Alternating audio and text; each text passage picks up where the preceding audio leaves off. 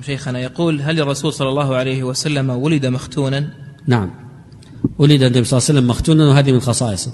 خصائص النبي صلى الله عليه وسلم 10 خص بها. خص نبينا ب10 خصال.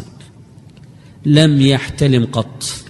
احتلام أن يرى في المنام أن يأتي أهله، لم يحتلم قط، لأن الاحتلام من الشيطان، والشيطان هو معصوم منه. ولا له ظلال، يمشي وليس له ظل، لأنه دائما الغمام يظله.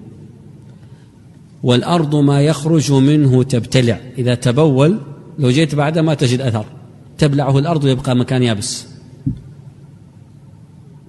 والأرض ما يخرج منه تبتلع.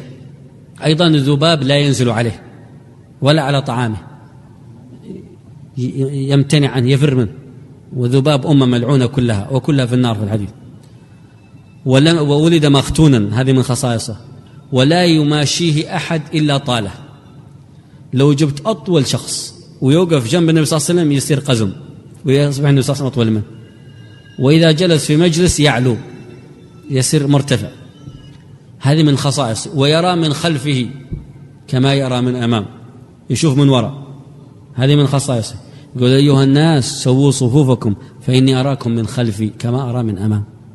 ودخل واحد من الصحابة والنبي صلى الله عليه وسلم في الصلاة، فركع قبل أن يصل إلى الصف، فلما سلم النبي صلى الله عليه وسلم من صلاته دعاه، قال: ما حملك على ما فعلت؟ قال: يا رسول الله خشيت فوات الركعة. قال: زادك الله حرصا ولا تعد. كيف شافه؟ من وراء.